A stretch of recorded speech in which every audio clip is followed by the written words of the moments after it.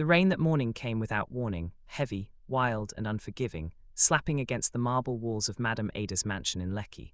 From her balcony, she watched the downpour with irritation, her diamond watch glinting as she checked the time for the third time. 7:30, she hissed, packing. Where is that useless driver? For 5 years, Femi had served her without complaint. He was quiet, dependable, and respectful, the kind of man who bowed even when wrongly accused. But today he was late, and Madame Ada's patience had limits. When the black SUV finally rolled into the compound, Ada's heels clicked like gunfire as she stormed outside. Femi, she barked, you think because I pay you well you can disrespect my time. Femi's voice trembled. I'm sorry, madam, I had to. Silence, she snapped. You people never change, always full of excuses.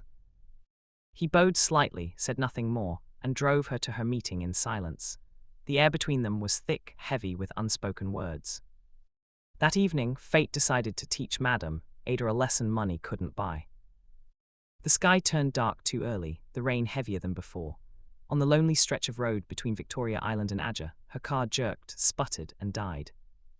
No, no, no, she muttered, slamming the wheel. Her phone showed no signal. Her driver had been dismissed early, and no one was around. The minutes dragged like hours. The rain drenched her fine Ankara gown and smeared her makeup. Just when despair crept in, a dim light cut through the storm. A small, battered car stopped beside her. A woman stepped out heavily pregnant, shivering under a thin scarf. Madam, are you okay? She asked gently. Ada nodded, embarrassed by her own helplessness. Please come inside, it's too cold. The woman helped her into the car and drove her to safety, refusing any money when Ada offered. Just pray for me, madam, she said with a tired smile. The next morning, Madame Ada walked into St. Luke's Hospital with gifts, intending to repay the kindness.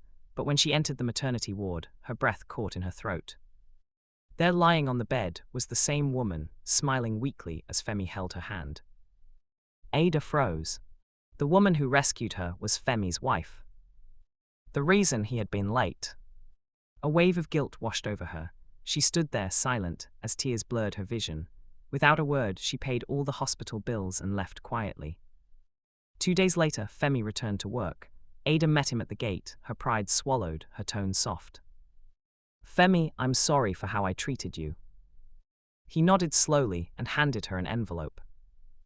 Inside was a handwritten note that read, Madam, thank you, but I learned that even kindness from pride still smells like pride.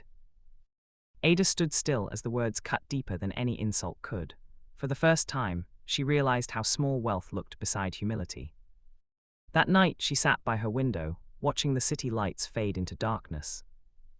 And she whispered to herself, money can build houses, but it can never build hearts.